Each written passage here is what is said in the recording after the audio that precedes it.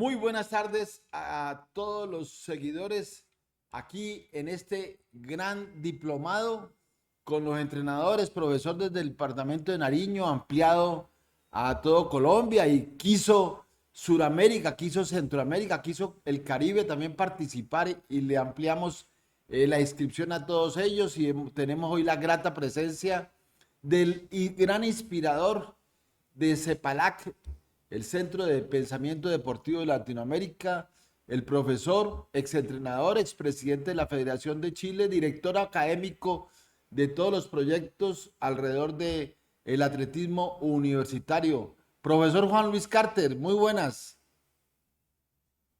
Hola Ramiro, ¿cómo estás? Muy buenas. Un gusto saludarte y saludar a todas las personas que están conectados y que sin duda están asistiendo a un nuevo producto, a un nuevo diplomado de CEPALAC, ¿cierto? De este proyecto que delineamos y como dices tú, que yo en realidad no soy el inspirador porque el inspirado siempre se tiene que inspirar en alguien más y tú eres una de las personas que nos inspira también y todos los entrenadores que hemos conocido a lo largo de nuestra carrera, dirigentes, atletas. Y la inspiración es el atletismo. Yo no diría que hay alguien que inspira más que otro. Todos tienen parte importante en este hermoso proyecto.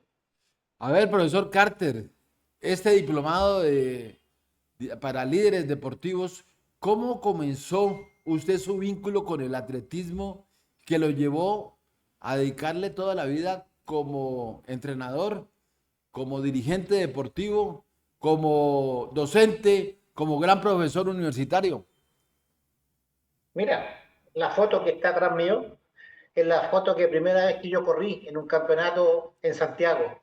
Es un campeonato nacional patrocinado por el diario El Mercurio, que hay 70.000 personas en las tribunas cuando el estadio tenía esa capacidad, el estadio nacional. Imagínate para un niño del campo y de regiones de más de 1.000 kilómetros ir a correr ahí y me fue bastante bien, me subí al podio y mi vida cambió. Ese es el momento en que mi vida cambia y conozco el atletismo. Yo tenía poquitos meses de atletismo, me dirigía un alumno, un compañero de curso que era atleta un poco mayor que yo, y desde ahí mi vida cambió totalmente. Siempre mis compañeros me decían, el atletismo te cambia la vida y me cambió. Solo pensé en atletismo y de eso hace ya 50 años. A ver, 50 años. profesor Carter, los pasos, ¿qué aprendizajes tuvo en esos pasos desde atleta, como aparece ahí en la foto, hasta dirigente deportivo? Mira, yo nunca tuve entrenador.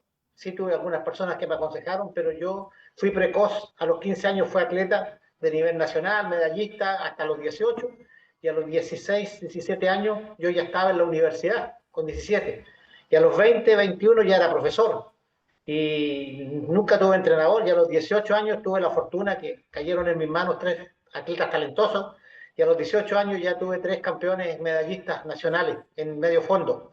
Entonces el éxito llegó rápido a mi vida y desde ahí, bueno, trabajé en colegios, hubo un tiempo muy duro en la vida de los chilenos que fue durante el gobierno militar.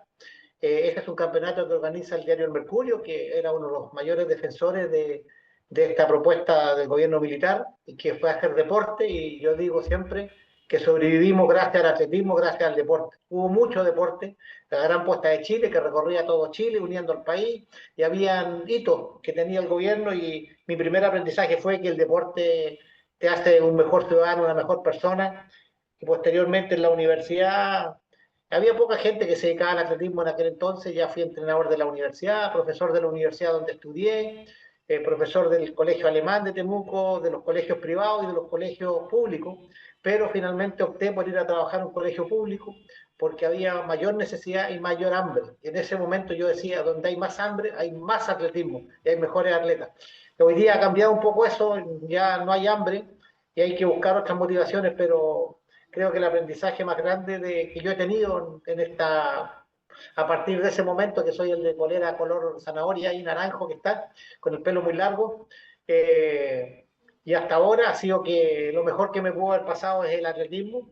Y el atletismo es mucho más que solo correr, mucho más que medallas, mucho más que solo subirse a un podio.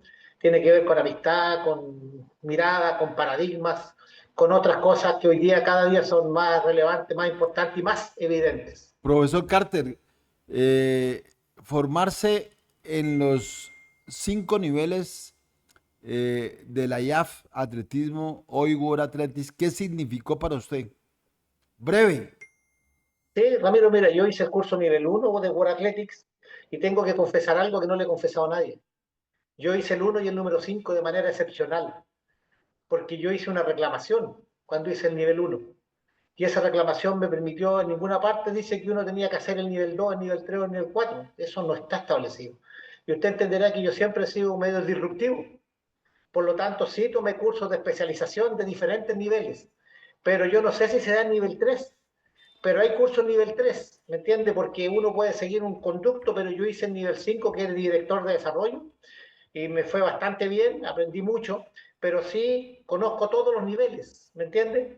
Por lo tanto, creo que World Athletic lo que hizo en la IAF en su momento fue elegir contenidos que fueran universales, pero no eran tan cercanos al territorio, te formaban en lo general, pero no en lo específico. Finalmente, en el atletismo es lo específico lo que decide. Formación general puede tener todo, pero la especialización es el problema grave que hoy día hay en el mundo atlético latinoamericano, en África también y en otros países. O sea, World Athletics cumple su labor, que es enseñarte a leer y a escribir, pero lo demás no está.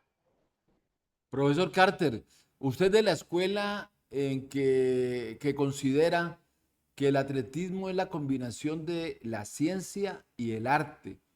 ¿Cómo lo combina usted en el deporte? Yo creo que es bastante sencillo. Yo tuve maestros, siguen siendo mis maestros y todavía siguen eligiendo con solo ver un atleta desplazarse, con solo ver de qué forma corren. Luego, eso es arte, lograr ver una coordinación. Siempre recuerdo las palabras de mi maestro Jorge Grosser, que me decía, ese que va rápido pero se ve lento es el talento. Míralo, parece que va muy lento, pero toma el tiempo. Con eso bastaba, ya podíamos saber si era un talento, y luego venían pequeños tests muy sencillos y luego una conversación de 3 o 4 minutos y me decía, tiene ganas de correr, tiene hambre, se ve responsable, mira, le hice 2 o 3 preguntas, está estudiando. Esa era la selección de talentos. Pero si ahora le aplicamos parámetros objetivos, ya nos permite tener un seguimiento y un mejor control.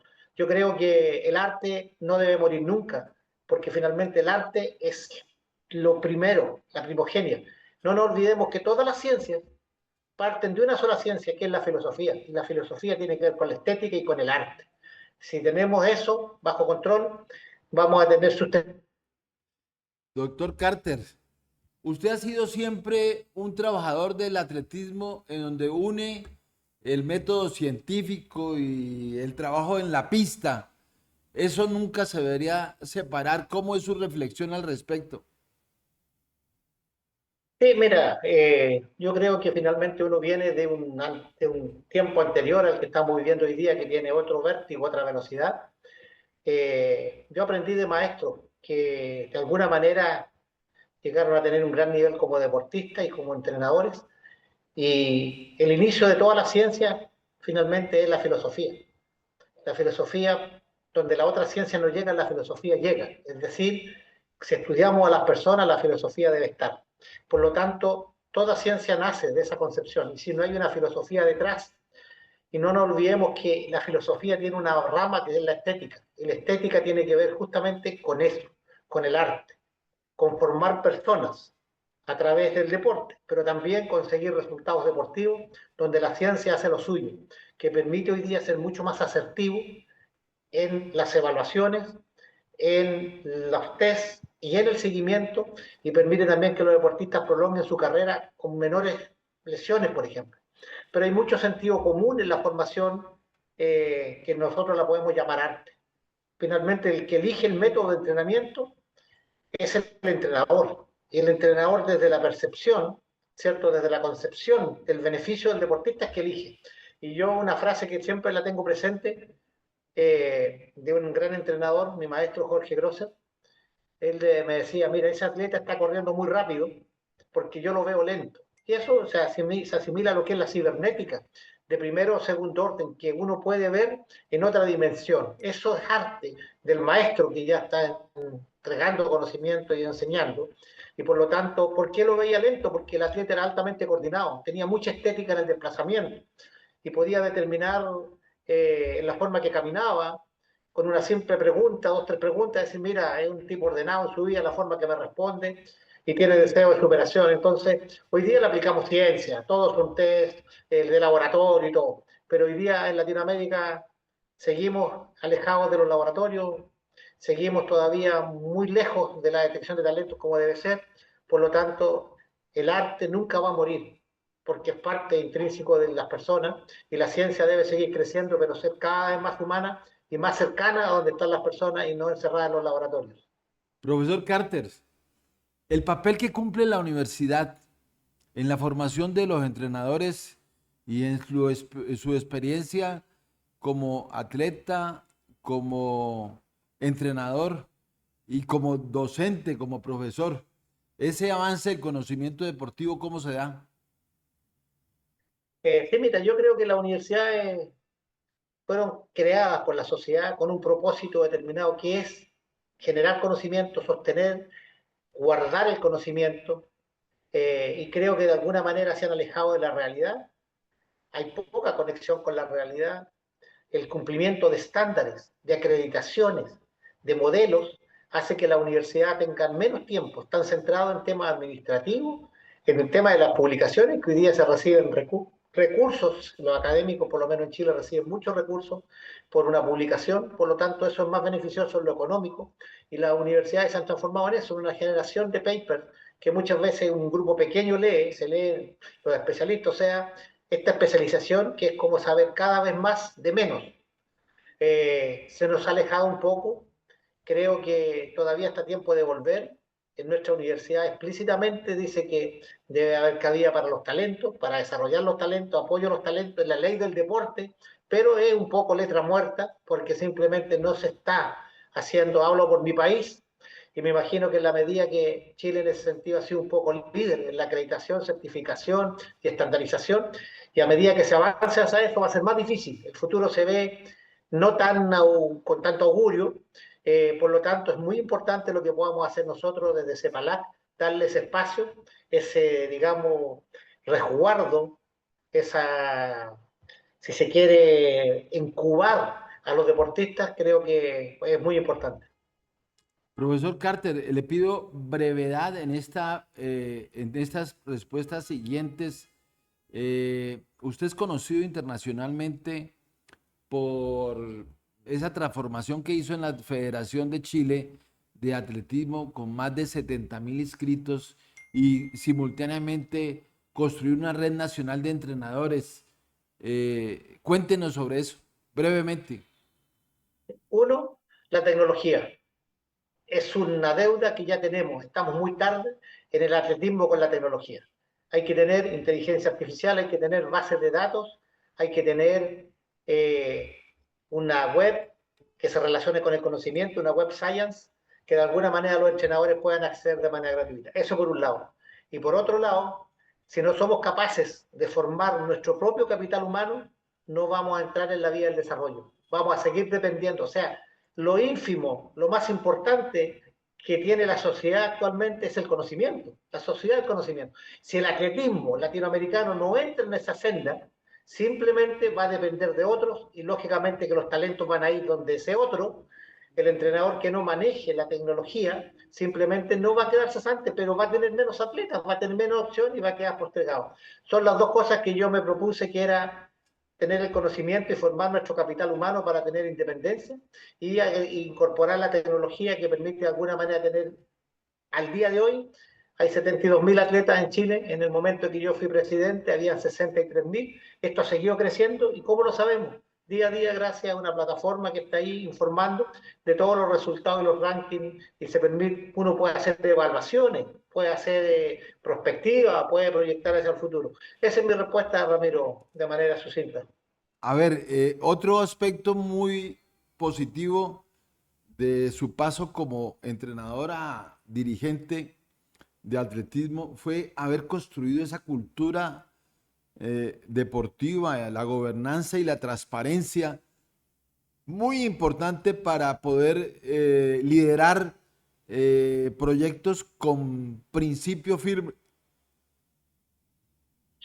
Sí, mira, yo creo que ahí hay un tema, yo creo que mi profesión no me la ha podido sacar de encima y quien dirigió la federación fue un profesor. Me comporté como un profesor que de alguna manera cree en la igualdad, cree en la libertad, cree en la transparencia y lo primero que hicimos fue crear transparencia activa, que cualquiera podía acceder a nuestros datos. En la plataforma estaban todos los ejercicios contables, contratamos una empresa de auditoría externa a un costo no menor para poder dar transparencia y cruzar los datos con la auditoría que nos hacía el Estado, con la auditoría que nos hace nuestro propio consejo auditor y además una empresa auditora interna. O sea, triangulábamos la información, lo cual fue dando seguridad para que los patrocinadores fueran confiando en nosotros. Después de eso se instaló un sistema que ya lo tiene instalado acá desde el gobierno, que era agregar una comisión que tenía que ver con ética, con temas de maltrato también. Teníamos una comisión de ética y otra que tenía que ver solo con el bullying y el maltrato. O sea, teníamos 5 instancias, 3 económicas y 2 de características para dar gobernanza y dar protección a las personas. Creo que esas finalmente fueron un gran soporte también hoy día. La gente lo que busca básicamente es la transparencia, tener la tranquilidad y las empresas también. O sea, nuestro gobierno en ese sentido es bastante apegado a la norma y nos parece muy bien, aunque de repente en Chile basta que alguien pida transparencia activa de lo que está haciendo una federación y uno tiene 48 horas para responder y a veces pasa todo el día respondiendo consultas, pero bueno, es lo que nos toca y es la única manera que la gente confíe en el proyecto.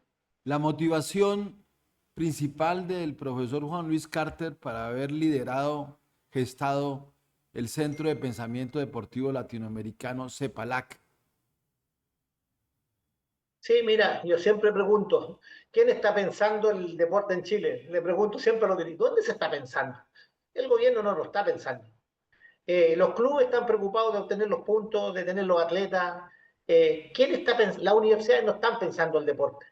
Pueden que estén reflexionando en torno a ciertas temáticas del deporte, pero no el deporte en general. No el deporte en las relaciones internacionales de un país con otro. Y bueno, y ahí nace de las conversaciones que tuvimos, y esto es lo bonito, yo digo, de que esta CEPALAC, que está integrado por personas de diferentes países, es que nos dábamos cuenta que teníamos problemas comunes con diferente intensidad. El dolor era en otra parte del cuerpo en algunos casos, pero el dolor era el mismo. Y dijimos, bueno, tenemos que crear un centro de pensamiento para llegar a ser un centro de conocimiento. Y en ese camino creo que estamos hoy día. El pensar para llegar a saber más y hacer mejor las cosas. Muy importante esa respuesta que nos lleva a la siguiente. El aporte de las universidades latinoamericanas en impulsar el deporte universitario y el deporte escolar, profesor Carter. Yo creo que ahí hay un tema, yo estuve buscando tener el estado del arte, es decir, cuántas publicaciones científicas hay acerca del atletismo. Y la verdad que quedé sorprendido, hay menos de lo que pensaba. La gente no está preocupada de eso porque no tiene acceso a las muestras. Y cuando se hacen estudios no tiene que ver con lo social, con lo cultural, tiene que ver con el resultado deportivo, cuánto salta, cuánto corre, en qué tiempo hace. Pero eso es el resultado final de un ejercicio que deberían hacer las universidades.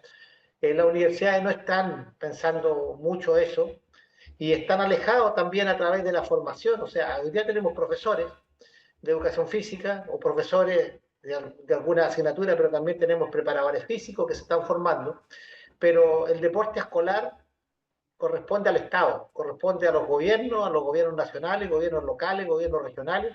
Yo creo que la lógica de los grandes festivales deportivos escolares no es menor. Se hacen juegos nacionales escolares, pero pensemos que una persona que compita por su región y por su colegio, compite una vez por su colegio, luego seleccionado, luego compite por su región y luego compite en el campeonato nacional, llegando al nacional. O sea, compite 4 veces, cuando podría competir al menos 10, 12 veces. Entonces hay un tema, si vamos a hacer competencia, hagámoslas muy bien y hagamos más. Si vamos a hacer actividad en el mundo universitario, pues ya yo creo que no solo es el tema del resultado deportivo del atletismo, sino de la salud. En Chile, más del 50% de los estudiantes universitarios tienen algún problema de carácter psicológico, sociocultural, psicológico, que de alguna manera el deporte, y eso yo lo sé muy cercano acá porque converso con los servicios médicos estudiantiles, el deporte es una gran alternativa y quizás la mejor, la más viable, la más cercana y la más efectiva por ahora. A ver, profesor Carter, las dos últimas preguntas le agradecería 2 minutos. Usted es un líder que permanentemente va hablando con tanta sencillez sobre la planificación prospectiva versus la planificación estratégica tradicional. ¿Por qué no nos hace esa visión?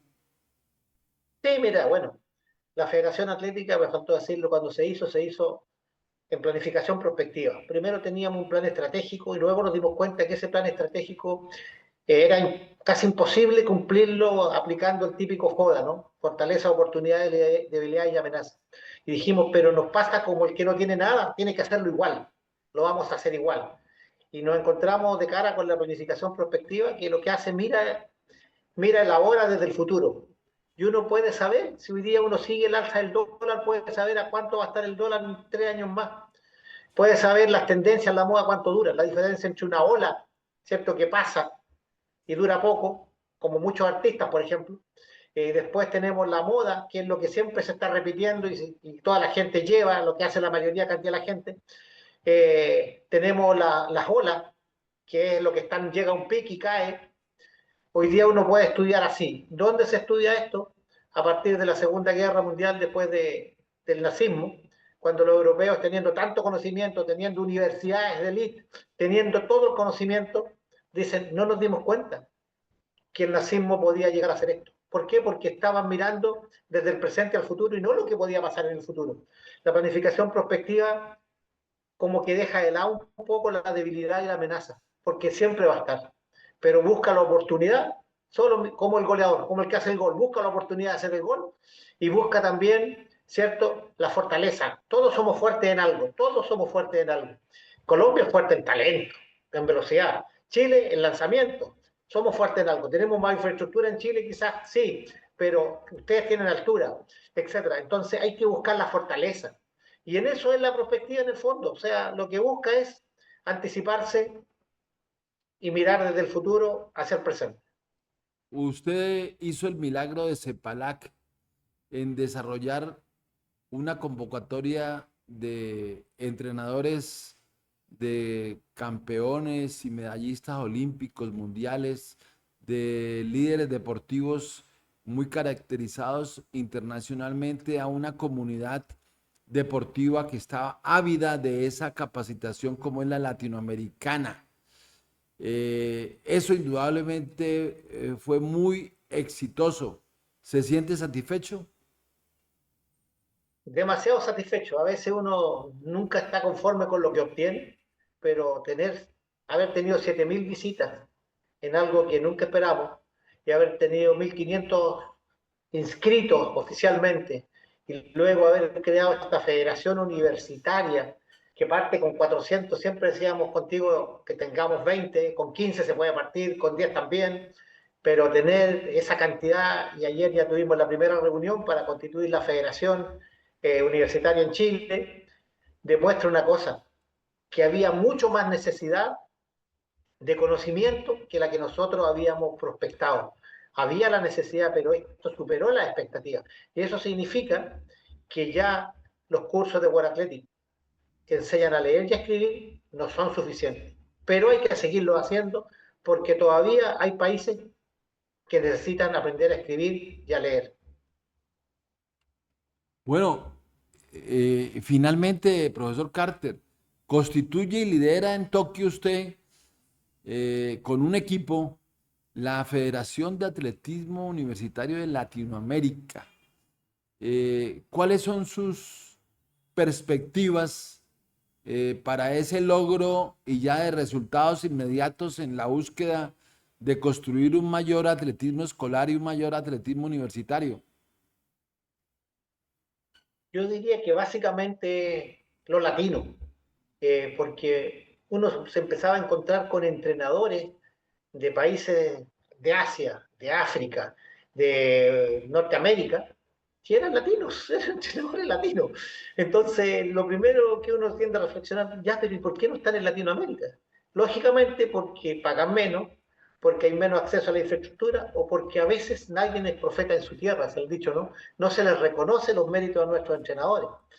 Y la mayoría pensamos que todo lo bueno está escrito en inglés. Yo creo que sí, hay gran parte del conocimiento que se escribe en inglés, se habla en inglés, pero yo creo que primero es el conocimiento de la especialidad y bueno, aprenderemos inglés en los momentos porque también nosotros lo hemos conversado en CEPALAC, la idea de que el bilingüismo aparezca en los deportistas, en los entrenadores y en los dirigentes. El mundo global nos apunta hacia allá y tenemos que estar preparados, pero también no vamos a estar esperando hablar inglés para leer los libros en inglés. Si esos libros se pueden escribir en español, como se escribió ese libro de 300 y más páginas que se escribió, y lo escribieron los nuestros, en nuestro idioma, y luego repartimos en Japón a las autoridades de Guaraclet, pero se los repartimos en español, también en inglés, por si no saben español, es posible que no sepan español. Pero yo creo que más allá que hay personas que de alguna manera se incomodan frente a los cambios, nosotros nunca hemos querido ser disruptivos, lo que nosotros pretendemos es llegar donde otros no han llegado y hacer levantar la raíz y la fuerza que tenemos en Latinoamérica. Y aquí me detengo solo un segundo, Ramiro, para decirte que no habría sido nada esto posible si no tenemos el equipo que tenemos, los dirigentes que están, la confianza que nos han entregado, todos los que están detrás, desde las transmisiones que se han hecho de tanta calidad desde Colombia, y también quiero hacer un reconocimiento a los directorios que me tocó encabezar. Bueno, yo estuve 2 periodos, por lo tanto hubo personas diferentes en Chile.